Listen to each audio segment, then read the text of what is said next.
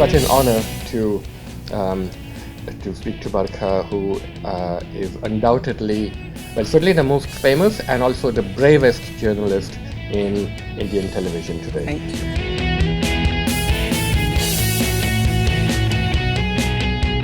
Sometimes you don't just report the news, you end up being the news. Yes. And one of my favorite sections of your book is about an encounter you had with Nawaz Sharif right here in New York, and the way that a couple of stray words in Punjabi became a huge deal in India. So I'd like the attendees today to get a flavor of your book, so I'd like you to read that section of the book, please.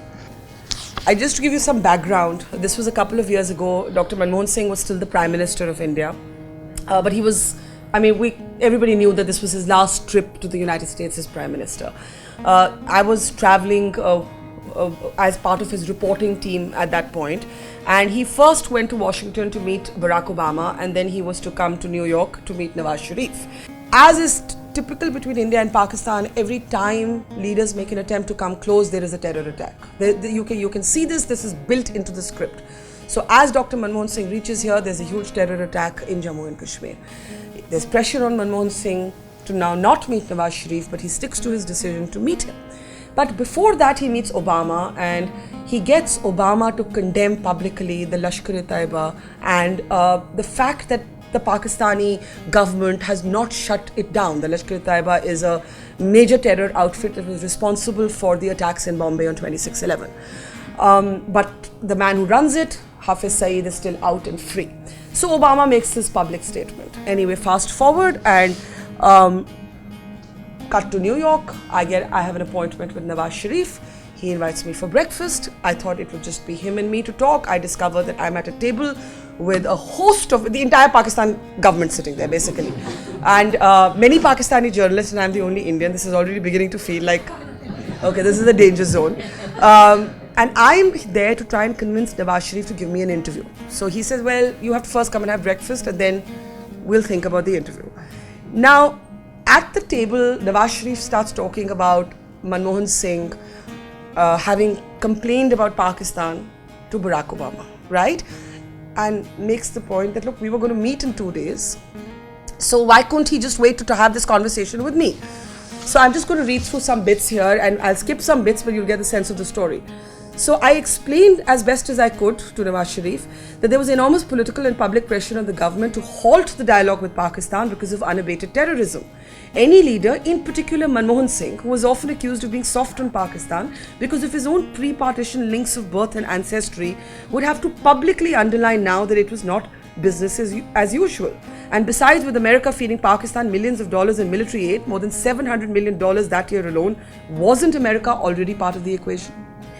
So, but Sharif was very upset, and he said, couldn't Manmohan Singh have brought India's grievances and concerns directly to him? Now, this is where the story gets interesting. At this point, Nawaz Sharif suddenly lapsed into a mix of Punjabi and Urdu and said the week's developments reminded him of a story. He related the tale of a dispute in a village between a woman and her neighbor. I can't say I understood every single word, but the gist of the story went something like this. The warring parties approached the village Qazi with prayers to intervene in their dispute.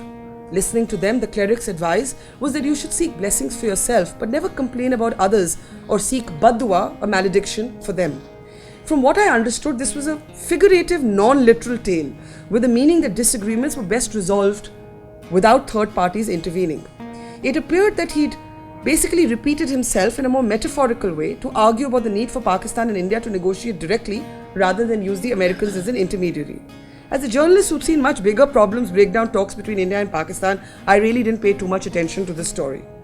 Already distracted by a looming deadline, I once again pressed Nawaz Sharif for an interview. So this interview happens. He gives me a very politically correct interview. He doesn't mention this village woman and her fight. He doesn't mention any of this. This was clearly just for the breakfast table. And I'm very chuffed with my scoop, and I'm excitedly calling my office and saying, I've got this big scoop, I've got the Pakistani Prime Minister, we're the only ones who've got him, put it on air, etc. Now, a few minutes later, my phone began beeping frantically. I logged on to see that there was a flood of tweets, mostly by supporters of the BJP, asking me whether Nawaz Sharif had called Manmohan Singh a dehati aurat. So this story of, this is literally lost in translation, that this allegorical story of a fight between a village woman and her neighbor, which was a metaphor for India and Pakistan, has now erupted because people are saying, oh, Nawaz Sharif has insulted Manmohan Singh. Look, he's called our Prime Minister a village woman. The controversy was started by Hamid Mir, who'd filed a news report based on an informal and off-record breakfast conversation. He not only claimed that Manmohan Singh had been compared to a village woman, but he said the comments were made in my presence. It was late night in India, and social media had just picked up the story. Sensing trouble because I've seen how even a misplaced comma can mean a full stop in Indo-Pak talks, I picked up the phone and called officials in both the Foreign Ministry and the Prime Minister's office to tell them what had happened. The officers I spoke to were sanguine. One wondered if it was Hamid Mir's intention to sour the bilateral. Another asked whether he was just irritated that I had scooped the interview with Sharif, because he'd spent the whole morning saying, why do you give interviews to Indians? At the breakfast table when he heard me asking Mr. Sharif for an opinion. Now, fast forward, this was election season in India. I fell asleep, exhausted after an unexpectedly harrowing day, only to be woken up in the middle of the night by incessant calls from Ruby, my producer in Delhi. Have you seen what Narendra Modi has said about you at his rally? So this day is getting more and more bizarre. Elections were only 8 months away and the BJP's prime ministerial candidate was in fine fettle in a deft political move that reinforced his nationalism and made the incumbent leader Manmohan Singh look weak and humiliated. He roared from the stage that India would not tolerate our Prime Minister being insulted. How dare you address my nation's Prime Minister as a village woman, a dehati aurat? We can fight with him on policies, but this we will not tolerate. This nation of 120 crore people will not tolerate this insult. In his address was also a message for me. The journalist who was sitting in front of Nawaz Sharif when he was insulting our Prime Minister should also answer to the people of my country. Journalists were having sweets with Nawaz Sharif when he was abusing our Prime Minister, calling him a village woman. I would have expected them to refuse the sweets and walk out. Since I was the only Indian journalist present at the breakfast, everybody knew that there was no ambiguity about his message, who his message was directed at. And then I described that I had to go on television and give my version of what had happened, and I end this story by saying never before had I been injected into the electoral battle between a Prime Minister and his main challenger. Even for me, this was a first. But as you can see, this wonderful book really takes you behind the scenes, and it's a really rare glimpse of the workings of journalism. I mean, it could be a textbook in television journalism. What made you decide to write a book, to go outside of your medium, and tell us about the process of writing the book itself? Well, one, I realized at some point after more than 2 decades in journalism that I had gathered a lot of good stories, and that memory had started to fade a little bit about things that I had seen. I had not been diligent enough to keep diaries and records, so I felt I must write these things down before I forget them. The other thing which I do say in my introduction is that I found it very interesting that in some ways my journey as a journalist coincided with India's 2 decades post-liberalization. So I had sat there on the cusp of this post-liberalization changing India. And literally my journey through journalism ran parallel to India's journey as a country that was no longer statedly socialist. Right, and that economic reforms and liberalization had taken place. We'd opened up our economy, and India changed in all kinds of ways. I found that parallel of those 2 decades. Then there were interesting parallels in it for me to observe my country, to observe myself, to observe the class I had been born into, which was middle class, working professionals' daughter, and to observe how the middle class itself has so starkly changed by the end of 2 decades of liberalization. And the third is that while I'm extremely proud of my body of work as a television journalist, I do believe that a book has a lasting value that no television report does. And I did want to tell not my story, because it's not a memoir, but the story of how I look at India through my reporting experience.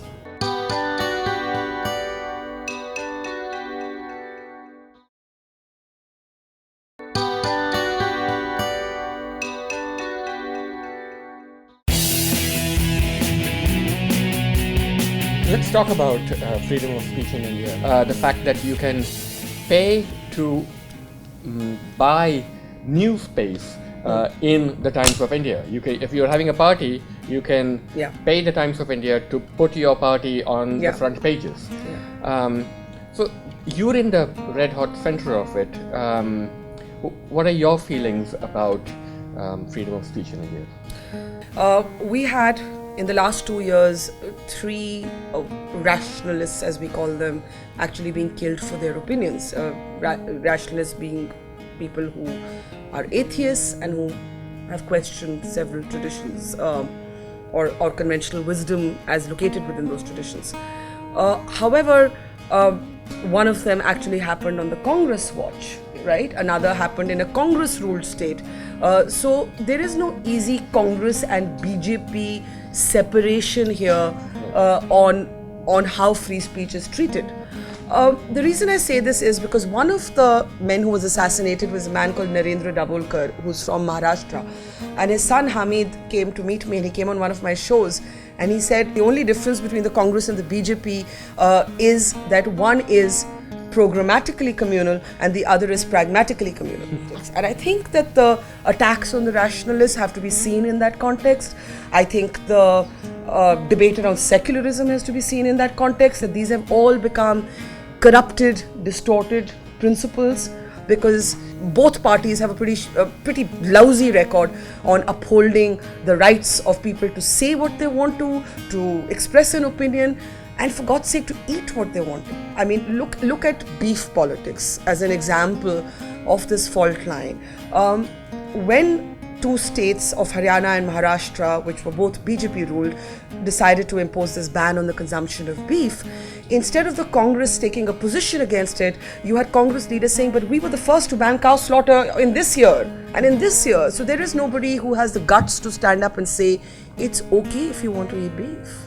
I do not know a politician in India who is consistently liberal and will stand up every time for the liberal principle. I do not know that person. That's frightening. It is frightening, and it's institutional. So to me, it's not particular about any party. It is an imagined sentiment or an imagined block of voters or an imagined... So, you have M.F. Hussain being pushed into exile, a shameful exile, but you have a Taslima Nasreen being pushed out of West Bengal by the left.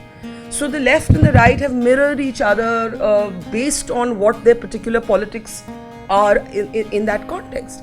So I'm interested to know this Reporters Without Borders study, because I still feel that we have a pretty lively press, and I still feel that we have an argumentative media, and we're an opinionated people, and I do find that a lot of us, maybe as individuals, I do find that we do speak up. And this is not to say that private treaties are not shameful. Private treaties is what papers like the Times of India do, where they can actually sell space, not on the front page, but certainly in their glossies or so on.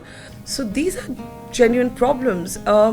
Corporate money, I've never been able to crack that dilemma, because as I see it, there are only 2 forms of media ownership in the world. One is state-owned and the other is corporate-owned. And then there's the BBC, I guess, which is a subscription model, but I do not know another model. So you have the tyranny of the state and you have the tyranny of the market. And as a journalist, if you work in television, all you can hope for is Chinese walls between the market and the editorial space.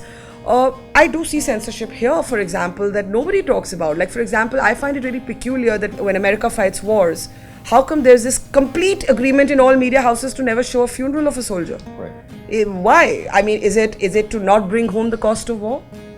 And in India, you'll hear, oh, look at the American media, they're so professional, they never show a funeral. I don't think it's professional, I think it's censorship.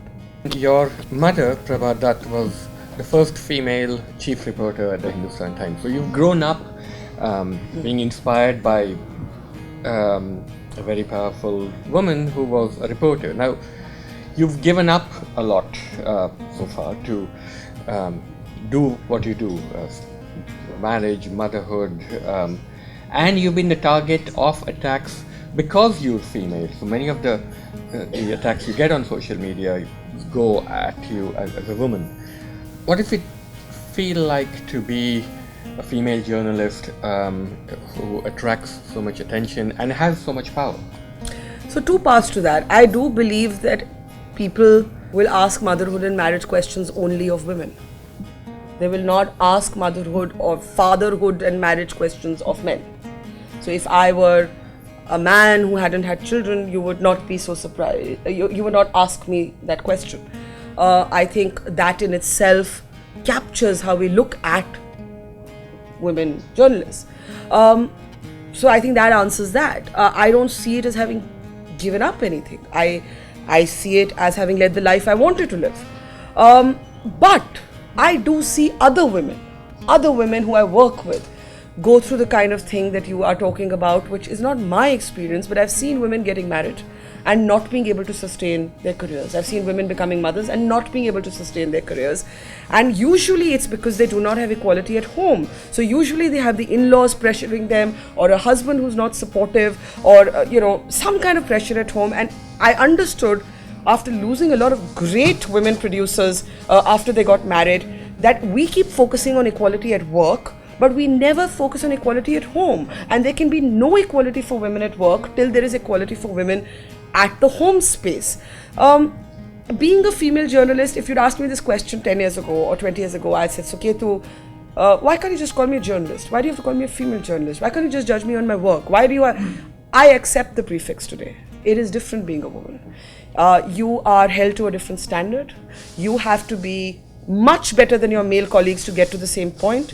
You will be scrutinized and criticized and deconstructed for everything from your hair to your weight to your imagined morality to your personal choices to your work in a way that men will never be subjected to.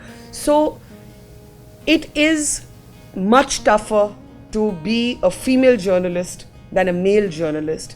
If you do well, it doesn't get easier. To answer your question about power, it gets tougher. There are 100 people looking to pull you down, and you have to be absolutely thick-skinned and single-focused and proudly aggressive to not let that happen and not be defensive about your aggression. Too many women are defensive about being aggressive, whereas men wear it as a badge of honor.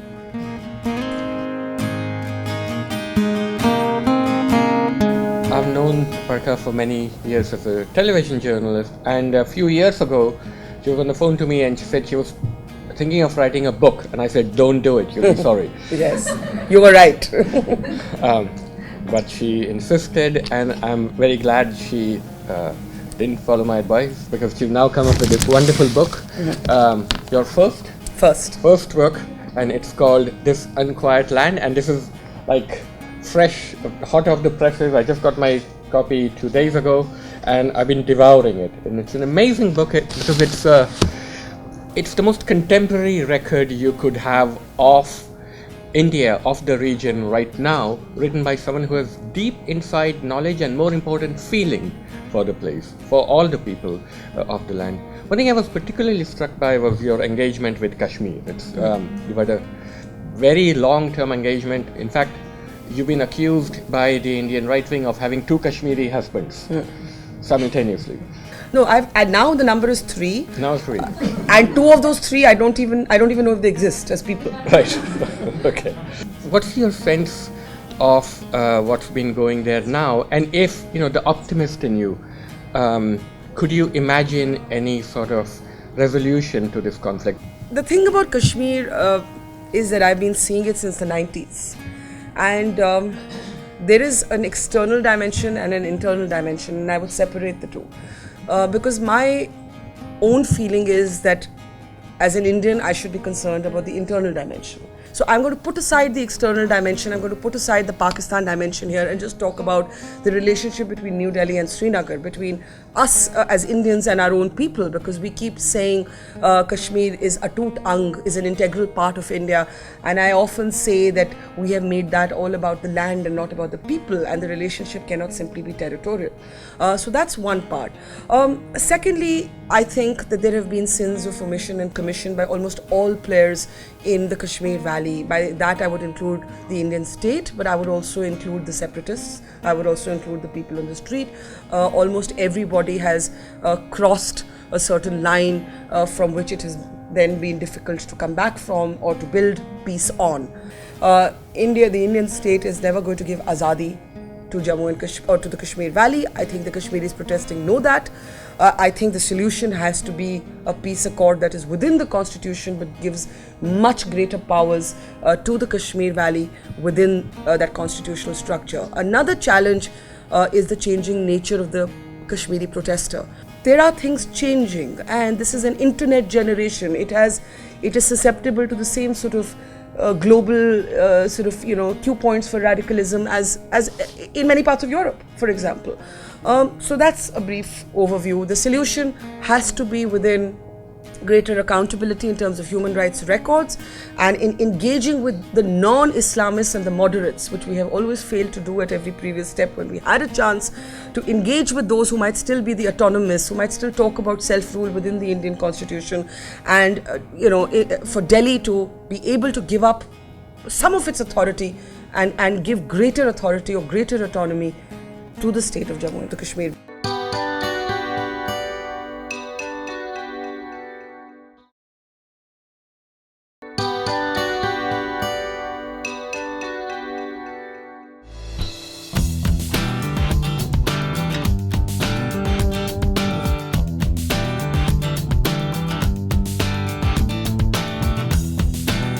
The session is about politics and turmoil, and the first thing that crossed my mind when Arun sent it out to me was, what's the difference?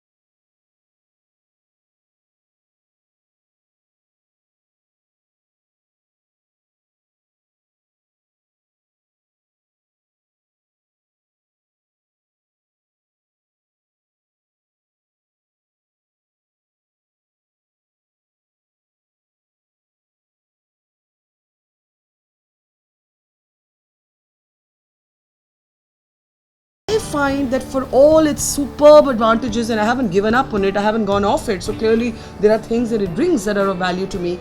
Social media is an enhancer of divisiveness because it is being used as a tool of intellectual intimidation. And you'd have to be a very, very strong person, a very, very fiercely independent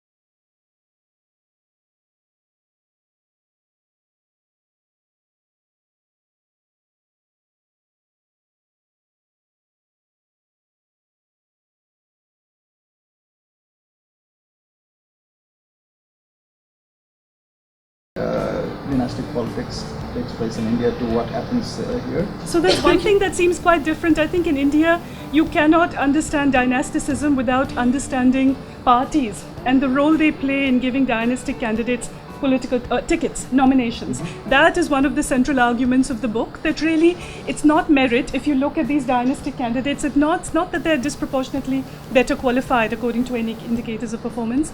It's not that they have a brand, but they are disproportionately favored in the nomination process by political parties. And it's not because of reason of qualification, but family ties themselves become the qualification. And then that ends up giving them a leg up among voters as well. When it comes to the US, at least here, according to the academic work, people argue it's much more related to the brand. So you could say maybe the Clinton brand or the Bush brand. And I think in India, it is much more party-driven story. In the US, because you have only 2 parties, as opposed to India, where you have 400 plus and about 45 in parliament, there's a lot more variation in parties. And so that's why I think in the US, it seems more of a voter-driven story so far.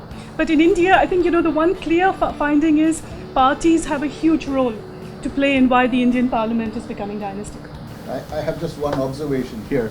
The US is unique in this respect that there was a candidate who died during campaigning, during election, and the wife was nominated. The wife was nominated, and people essentially voted for a dead man, right? Because he was still on the ballot. Yeah, I remember this. I can't imagine any of this happening in any other country. But Salil, I want to throw this to you. Dynastic politics. I think Bangladesh has probably the most unique situation where there are widows essentially of, one is a widow, the other is a daughter. Of very polarizing figures on opposite sides, and the country for the longest time has been locked in that internecine family battle. Do you want to talk about that? Is that unique? Can you think of other situations like that? Has it happened in? It's almost Shakespearean, isn't it? That tragedy. And I mean, in the sense that it's really an intergenerational conflict that has been playing out, and it is going to the 3rd generation too. So Zia's son, Khalida's one son has died, but the other son said he was tortured in the earlier Hasina regime, and he's living in London, I mean, quote unquote. I'm going to quote the 2 ladies here, just briefly. In 1971, when Bangladesh became independent, Mujibur Rahman became the first prime minister and then the president. But then he declared an emergency, a one-party state, and after that he was assassinated in 1975. Ziaur Rahman became the president a little later, and he continued till 1980 when he was murdered. And his widow is Khalida, who has been prime minister twice, and Hasina, who's the daughter, has been the prime minister twice. They've been together once to fight the dictatorship of Arshad in the 1990s, but they are now no longer friends, as you will see here. Over the years, the differences between them have ranged from the profound, whether Mujib was the father of the nation or Zia, to the symbolic. Khalida claims that her birthday is on August 15. Now that was the day Mujib was killed. Although her marriage certificate and school leaving certificate show different dates. And Rai observers in Dhaka say that she has chosen to celebrate her birthday on the 15th because it was the day Mujib was assassinated, so as to spite the Awami League leadership. The personal, Khalida's sons have been in jail on corruption charges, and the petty, Hasina forced Khalida to move from her large house in the Dhaka cantonment, which has been sold to her for a token amount after Zia's assassination. Hasina and her family had earlier been allocated the prime ministerial residence in perpetuity under one of her tenures. This was later annulled by Khalida Zia's government. And this is a conversation because there's an election going to take place and Khalida is boycotting and she wants dialogue. Hasina: I called you around noon. You didn't pick up the phone. Khalida: this is not correct. Hasina: I want to inform you that. Khalida: you have to listen to me first. You said you called me, but I didn't get any call around the time you mentioned. Hasina: I called your red phone. Khalida: my red phone has been dead for years. You run the government. You should know that. And if you intended to call, you should have sent people to fix the phone yesterday. They should at least check whether the phone is working or not. Hasina: but the red phone always works. Khalida: send people over now to see whether the phone is working. Hasina: you are the prime minister yourself. You know that the red phone always works. Khalida: they always work, but mine is not working. Hasina: it is working perfectly. At least it was working when I called. Khalida: I checked it just recently. You just can't tell the truth. Hasina: there is no reason for me not to tell the truth. I've called several times. Khalida: how can a dead phone come to life all of a sudden, huh? Is your phone so powerful that it will bring life on my dead phone? And then it goes on and on to this. Hasina: you are the only one doing the talking. You are not allowing me to talk.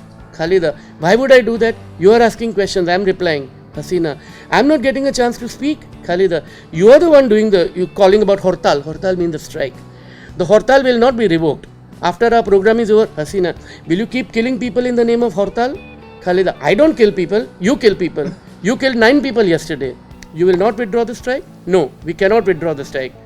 Call others in your party and tell them to withdraw. No, there is no time for it now. And it goes on. So it's and I'm sure it sounded more colorful in Bangla. It's much more colorful in Bangla. And I thought probably deleted some of the expressions. no, the thing is I was in because I thought this is a joke. It can't be true. Yeah. You know. I mean it's like who Caricatured, yeah. How did this conversation? it was leaked to Prothom Alo, which is a Bangla daily, but run by Motiur Rahman, and he ran it, and he's a man of enormous integrity. And then his sister publication, Dhaka Daily Star, Mahfuz Anam, he published it, and then Dhaka Tribune published it. And so I made my inquiry because I had already finished most of my book, and I said this is too good not to use. And I tried to call people saying, is this true? They said yes, they are not denying it. Go ahead and use it. No one will sue you. There you go.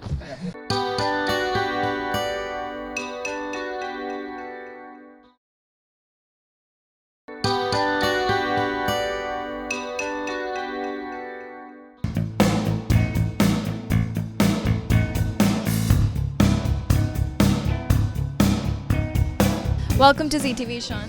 Thank you for having me. Thanks. So how does it feel to be here at Indo-American Arts Council's 3rd Literary Festival? It's been really fun for us. I'm here with my father, my twin brother. We grew up in New York City. This is very much home for us. I'm based in Washington now, but this is a festival where there are a lot of familiar faces, a lot of great venerable writers, a lot of great young writers, and it's always an important part of our calendar. So talk to us about your book. So it's a collection of short stories. It was published in India in January and it will be coming out here in March, and I hope it's of interest to readers. It covers issues like climate change, politics, war and love. So I hope, I think there's something in it for everybody. I think Ishan and I have always been scribbling stories, been writing from quite a young age. I remember very vividly when my father was always a pioneer, sort of technology pioneer. He had a desktop from quite early on, and it was one of those that had this word processor, WordPerfect, blue screen word processor, which I think people of our generation don't really remember at all. But Isha and I would sit on this word processor, and maybe in the way that some people were, outside playing games or watching TV, we would just scribble stories and write things down on this old clunky WordPerfect processor. This year I've been remembering how much my childhood was shaped by being enclosed by books. And for that I think Ishan and I are very grateful and very lucky. My father would read to us from fairy tales and oh my God, The Little Engine That Could and everything like that. But at the same time, my mother was reading to us abridged stories from the Persian epic The Shahnameh and Enid Blyton, and so we had this kind of sense of great exposure and ability to think of various kinds of literature as our own from a young age. And I think that, slightly without sounding too pretentious and patting myself on the back, that kind of young worldly outlook has definitely played a big part in my brother's journalism and in my fiction. Parallel to this, my father was working at the UN. He was deeply involved in the peacekeeping efforts in the former Yugoslavia. So as in our childhood, this was very much part of our consciousness as well. So parallel to the world of stories, there was a world of politics, a world of countries, a world of clashing histories. And this is all something that we took in from a very early age. I remember getting sometimes from 7-year-old Kanishka Nishan better questions on Bosnia than I knew I was going to get from the diplomats during the day while the crisis is going on. And that was the sort of subject matter other than the fiction that they came across. And this is something which I think is another recurrent theme for both of them. Ishan, as a journalist, must be one of the very few, if not the only, foreign affairs writers in the world. You can Google the Washington Post and check for yourself, who infuses a lot of his world affairs writing with history. The short stories that I published, a few of them are set in the past, and but not all of them. And the novel I'm working on is set very decidedly in the past. But it's a work of the imagination, isn't it? But it is, and I think many of us are probably familiar with the work of Amitav Ghosh, who is probably the consummate detail-oriented historical novelist. And I think the immense and tremendous amount of research that goes into finding out the names of every brand of car that was driven on a road in Rangoon in the 1930s is phenomenal. I don't know if my own interest in history necessarily boils down to conjuring that level of detail. I find the material of history really fun to play with. In the novel I'm working on, it's set on either side of the Mediterranean, and I may not be describing every button on the kaftan of the Sultan, but I think a lot of the ideas and a lot of the encounters that happen in those settings, I can render in my fiction in a way that seems quite present to us today. To me, it's something that I feel quite passionate about, especially in a moment right now politically where globalism has become some kind of strange bad word, where a lack of national feeling is some sort of badge of inauthenticity. It's sort of something that's being frowned upon in politics in Europe and in the US, in India as well on a certain level. And so I think Kanishk stories are beautiful, wrapped in whimsy, but they really capture as well something very vital about who we are in the 21st century, what we want to represent, what stories what we belong to. And I think it's really something that we all have grown up feeling very